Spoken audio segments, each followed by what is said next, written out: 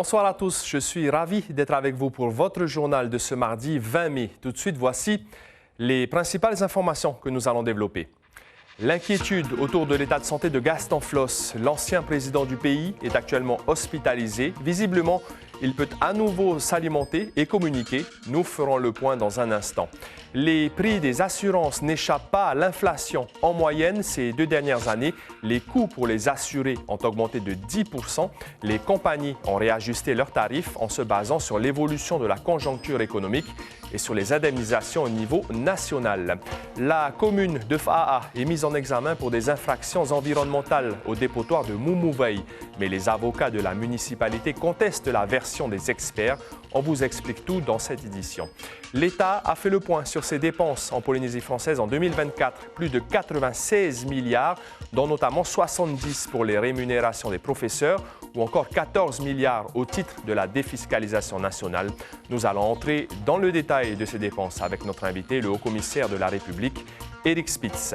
Près de 600 élèves sont réunis jusqu'à jeudi à Tuahutu pour le festival Taurua Turama, un événement initié par un comité d'enseignants du collège de Tarabon. Merci d'être avec nous. L'ancien président du pays, Gaston Flosse, 94 ans, est hospitalisé au sein du service cardiologie du CHPF. Son état de santé s'est dégradé ces derniers jours, mais d'après son épouse, il va mieux. Ayata Tarahu était justement avec Pascal Haïti en fin d'après-midi. Visiblement, les dernières nouvelles sont rassurantes, Ayata. Oui, les nouvelles sont même plus que rassurantes puisque Gaston Flosse devrait rejoindre son foyer ce week-end ou au plus tard, lundi. Pour avoir plus d'informations, nous accueillons son épouse, Pascal Haïti Flosse. Yorana. Yorana. Est-ce que vous confirmez aujourd'hui que Gaston Flosse va beaucoup mieux après une semaine d'hospitalisation? Oui, il se porte très bien, il mange, il bouge. On lui fait, bien sûr qu'il a des séances de kiné.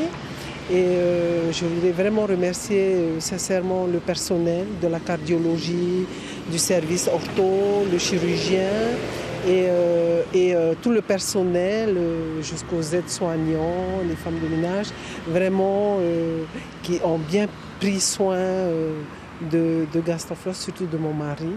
Et c'est pour dire que nous avons un très bon service et que les Polynésiens sont vraiment bien pris en charge par nos services du pays. Merci beaucoup Pascal Haïti Flosse d'avoir confirmé cette information. Voilà donc Marouki, les dernières nouvelles de l'ancien sur l'état de santé de l'ancien président du pays qui se porte beaucoup mieux aujourd'hui. Les inquiétudes donc peuvent aujourd'hui disparaître. Merci beaucoup Ayata Tarahu. Merci également à Patrick Sinsing à la caméra. En l'espace de 2 ans, les primes d'assurance ont augmenté de 10%. La faute à l'inflation généralisée.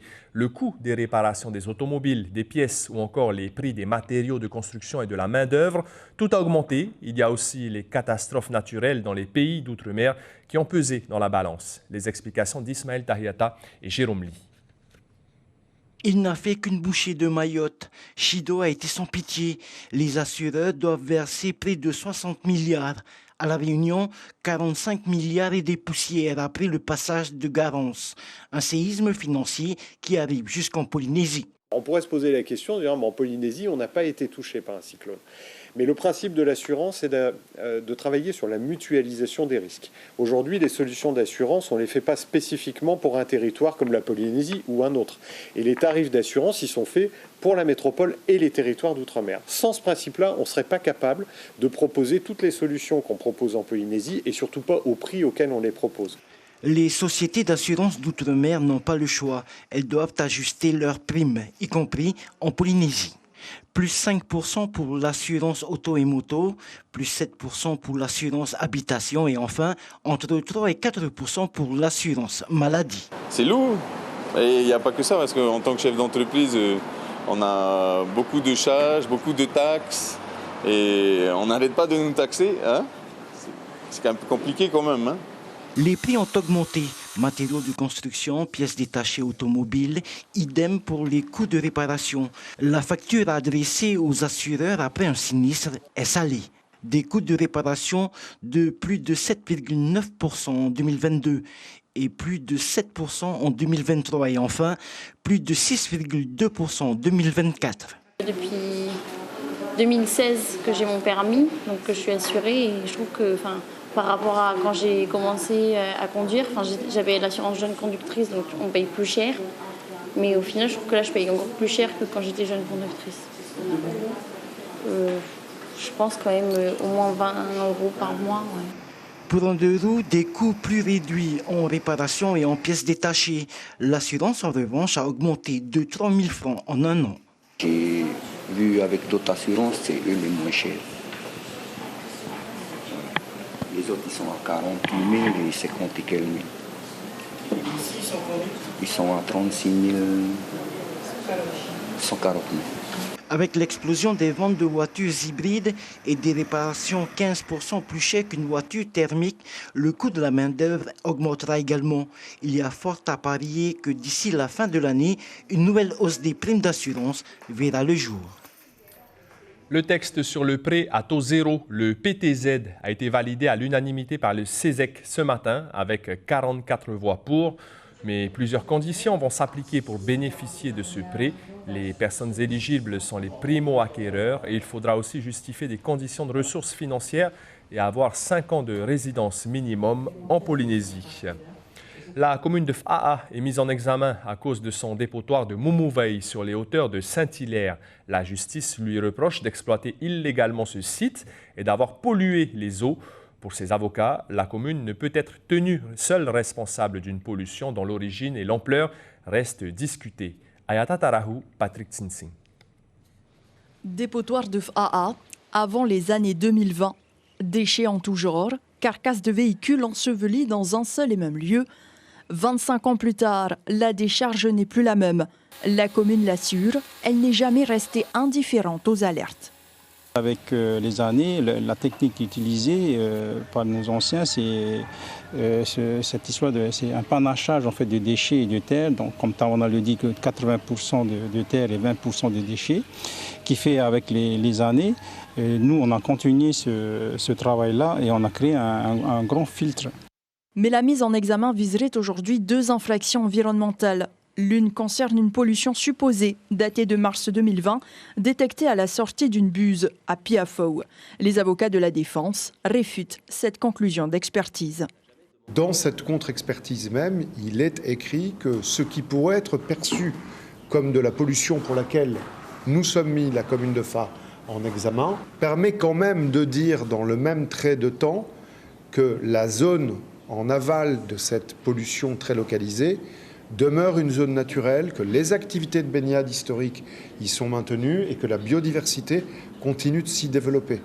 L'autre infraction repose sur l'absence d'autorisation administrative. Sans titre de propriété, pas d'autorisation possible. La situation dure depuis 25 ans. Ce qui manque aujourd'hui, c'est la pièce numéro 1 de ce dossier, c'est-à-dire justifier de la maîtrise du foncier. Cette pièce, on en a discuté largement, elle peut être acquise par une voie amiable, qui est forcément longue et à l'issue incertaine, ou avec le concours des autorités publiques. Le procès, s'il a lieu, mettra en lumière non seulement la situation de Mumuvei, mais aussi les difficultés des communes dans l'exercice de la compétence en matière de traitement des déchets. Et rappelons que le tribunal administratif avait ordonné à la commune de Faa en juin 2024 de cesser l'exploitation de la décharge de Mumuvei et de demander une autorisation dans un délai de 6 mois, une décision prise suite à une plainte de l'association La Planète Brûle. Les dépenses de l'État en Polynésie française en 2024, il en était question ce matin lors d'une conférence de presse du haut-commissaire. 3 volets ont été présentés, celui de la sécurité, de la vie quotidienne et des aides aux acteurs économiques. Total des dépenses, près de 223 milliards et non 96 milliards 500 millions, comme je vous l'ai dit en titre. Nous en parlons en détail avec le haut-commissaire de la République en Polynésie. Bonsoir Eric Spitz, merci. Bonsoir à tous vos téléspectateurs. Merci à vous d'avoir accepté notre invitation. Le principal poste de dépense concerne donc les salaires des professeurs pris en charge à 100% par l'État, 70 milliards 600 millions. Comment a évolué cette prise en charge ces dernières années et est-ce que ça a augmenté ou plutôt baissé? Le nombre de professeurs stagne, donc cette prise en charge est de 70 milliards depuis plusieurs années. Dans l'exercice, ce qui est un peu difficile, c'est qu'il y a beaucoup de chiffres. Donc, si vos téléspectateurs devaient en retenir 3 ou 4, j'aimerais que ce soit ceux-là. Le premier, effectivement, 222,8 milliards, augmentation de 6% par rapport à l'année précédente. J'ai lu sur les réseaux que l'État encaissait des recettes folles en Polynésie, ce qui est totalement faux. Les recettes de l'État en Polynésie, c'est 1 milliard de francs pacifiques. C'est essentiellement le produit de certaines condamnations au tribunal. Donc vous voyez, 223, 1 milliard. Le deuxième chiffre, c'est qu'il y a en Polynésie 10 558 fonctionnaires d'État. Mais ce n'est pas le chiffre que j'aimerais que vous reteniez. Ce qu'il faut retenir, c'est que 53% de ces fonctionnaires d'État travaillent directement pour la Polynésie. Ce sont les enseignements du primaire, du premier degré, du second degré. On en parle souvent, 70 milliards de francs pacifiques, mais ce sont aussi les douaniers qui encaissent les impôts indirects de la Polynésie française, les services fiscaux, 79 infirmiers d'État, des docteurs que l'on paye dans le cadre de notre partenariat avec Bordeaux. Donc c'est plus de la moitié de ces fonctionnaires d'État qui travaillent sous l'autorité du gouvernement de la Polynésie. Vous parlez des fonctionnaires d'État. Est-ce que des recrutements supplémentaires sont prévus dans les années à venir ou ça va rester stable? Le nombre de fonctionnaires d'État a augmenté de 185 en 2024 par rapport à 2023.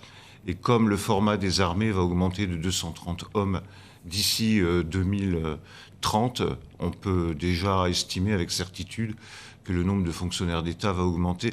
Le dernier chiffre que j'aimerais que vos téléspectateurs retiennent, c'est que ces fonctionnaires d'État, qui sont-ils? À 80%, ce sont des Polynésiens. Au commissariat, 90% des agents sont polynésiens, dans la police, dans les affaires maritimes, dans l'aviation civile, bien évidemment chez les professeurs, les enseignants. Donc l'État a un visage et ce visage sont les Polynésiens. Donc vous nous parlez des chiffres, on va parler aussi du quotidien des Polynésiens, notamment des abris de survie. L'État a investi 184 millions au Tuamotu, notamment une école abri de survie à Wahitei. Est-ce que d'autres aménagements de ce type sont prévus en 2025 ou 2026? Oui, d'autres aménagements de survie sont prévus. Le plus récent, celui qui va être inauguré, je l'espère, lorsque le ministre des Outre-mer, le ministre d'État des Outre-mer passera, c'est celui de Rangiroa, où un nouvel abri de survie va être inauguré. Il est achevé. Et je vous rappelle qu'on avait inauguré celui de Kaukura avec Gérald Darmanin en août 2023. C'est un vrai enjeu que d'abriter toute la population des Tuamotu en cas de cyclone. De catastrophe naturelle. 14 milliards au titre de la défiscalisation nationale, une trentaine d'entreprises en ont bénéficié, dans le tourisme, la pêche ou encore le BTP. Est-ce que l'État peut encore faire davantage, accorder encore plus d'aide fiscale? Et ce sont plutôt les projets locaux qui manquent, ou bien on a atteint le seuil maximum, 14 milliards? Non, alors, dans ma communication, j'ai bien voulu décomposer deux choses. Les dépenses de l'État, 223 milliards, on l'a dit, et la défiscalisation, qui ne sont pas une dépense, mais une absence de recettes. Et cela, je ne les compte pas dans les 223 milliards. Il faut les rajouter à la somme précédente pour avoir le total, finalement. C'est un manque à gagner, finalement. C'est un manque à gagner. Et c'est un manque à gagner qui est très irrégulier. Par exemple, en 2024, les sommes ont augmenté de 88% parce qu'il y avait des avions qui ont été défiscalisés. Là, il y a aussi une compagnie aérienne qui a déposé pour 2025 des dossiers pour 3 avions. Et donc, c'est la raison pour laquelle je ne communique pas et je n'inclus pas le total de la défisque dans les dépenses de l'État, parce que justement, ça agit en dents de scie en fonction des projets des opérateurs sur le terrain. Mais est-ce que vous pouvez accorder du coup plus d'aide fiscale? C'est plutôt les projets qui manquent? Nous accordons des aides fiscales sans limitation de montant pour tous les projets qui sont éligibles à ces aides. Et nous sommes contents lorsque nous avons beaucoup de projets à financer. Monsieur le commissaire, parlons du trafic d'ice. Désormais, 13 kilos d'ice ont été saisis en 2024, mais c'est assez dérisoire quand on connaît la réalité. On a plus de consommateurs, des trafiquants qui sortent de prison, qui sont récidivistes. La consommation se banalise. Est-ce que les autorités, finalement, sont dépassées par le phénomène de l'ice? Alors, j'observe déjà que des chiffres assez fantaisistes courent sur le nombre de consommateurs d'ice, alors qu'aucune étude scientifique n'a été faite sur le sujet. Il faudrait voir dans les files actives des médecins, il y aurait un travail dans le domaine de la santé à réaliser par la Polynésie. Mais pour répondre directement à votre question, j'y réponds sur 2 plans. Le premier plan, nous avons maintenant une coopération internationale avec les Américains, les Néo-Zélandais et les Australiens qui marche très très bien. Nous en sommes à notre 3e rencontre et les Néo-Zélandais, les Australiens collaborent d'autant mieux avec nous que nous sommes une zone de transit pour ces pays-là. Nous sommes un trop petit marché pour intéresser les grandes quantités d'ice. Et donc, ça fonctionne bien. Ensuite, je vous dis, il faudrait pouvoir mesurer le phénomène de manière scientifique. Moi, je ne sais pas faire, donc je ne vais pas vous raconter des bêtises. Et le deuxième point, c'est quand même le PACA. Je veux bien parler de l'ice, mais parlons surtout du PACA. Qui est-ce qui déstructure les familles? Qui est-ce qui est responsable de l'échec scolaire? Qui est-ce qui permet de faire des bénéfices pour ensuite acheter des drogues dures, des drogues de synthèse comme l'ice ou alors de la cocaïne? C'est bien le PACA. Et puis le dernier phénomène, celui dont on ne parle jamais, c'est l'alcool. 100% des violences intrafamiliales, et vous le savez, qui est un des fléaux principaux avec le trafic de drogue dans notre pays, le sont sur fond d'alcool. Donc voilà, essayons de resituer chaque chose dans son contexte et luttons contre l'ice, luttons contre le PACA et essayons de trouver des mesures pour limiter la consommation d'alcool. C'est un peu le triangle des Bermudes de la société polynésienne. Donc, merci beaucoup, monsieur le haut-commissaire, d'avoir répondu à nos questions. C'est moi. Il était adorable, simple et chaleureux, d'après ceux qui l'ont connu. L'ancien joueur de rugby, Richard Mapuhi, est décédé à l'âge de 62 ans. Il a notamment marqué l'histoire du club de la section paloise, qu'il a rejoint en 88. Le demi d'ouverture, également buteur, était installé dans l'Hexagone. Et puis demain, dans l'invité café, il sera question des 14e Florali, prévus à partir de jeudi à Punaauia. Marc Fabrès, le directeur général de la Chambre d'agriculture et de pêche lagonaire, répondra aux questions d'Ibrahim Ahmedazi. 600 élèves, soit 18 établissements du premier et du second degré, sont réunis à Toahutu jusqu'à jeudi pour le festival Taurua Turama, un événement initié par un comité d'enseignants du collège de Travo. Objectif affiché, le partage des connaissances autour de la culture, du sport et des arts traditionnels. Chiquita Teiva et Mirko Vonfo ont assisté à la première journée. Du sport, des cours de percussion, des ateliers de jeux traditionnels, pas moins de 600 élèves de Tiarei Mahaena Hitia étaient réunis à la salle omnisport de Toahutu pour célébrer Matar Inia. Nous, l'atelier, c'est l'atelier du Vatawati. Le Vatawati, c'est ça, à peu près ça. Alors comment tu trouves cette journée? C'est bien, c'est cool. On s'amuse, on fait des nouvelles connaissances. Baptisé Festival Te Turama, 18 établissements de Tevaitei ont répondu présents. L'occasion de laisser la liberté aux élèves de s'exprimer face à un public conquis. Ils sont intéressés parce qu'ils participent beaucoup. Ça permet à nous de découvrir de nouvelles personnes et de se connaître avec les gens de notre collège et d'autres collèges. Ça va, t'as pas trop honte de parler devant les gens? Non, ça va. On s'est entraînés pendant un an. Parmi les convives, 24 adultes handicapés du centre Wewete Arufa qui ont activement participé.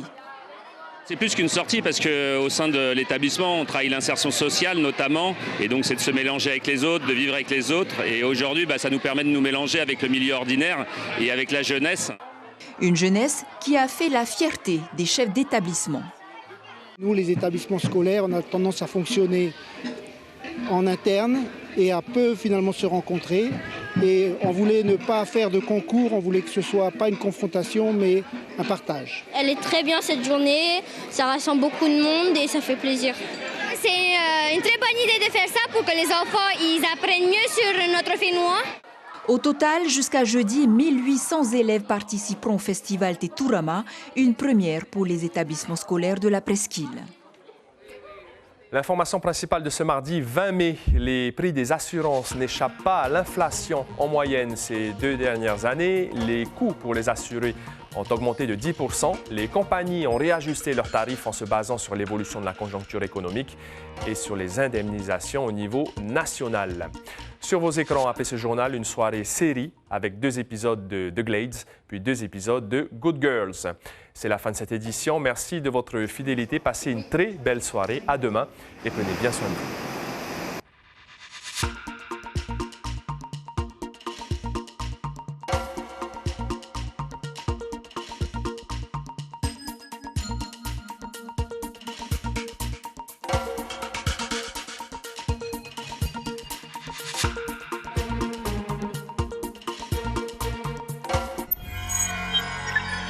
Retrouvez ce programme en replay sur notre site internet.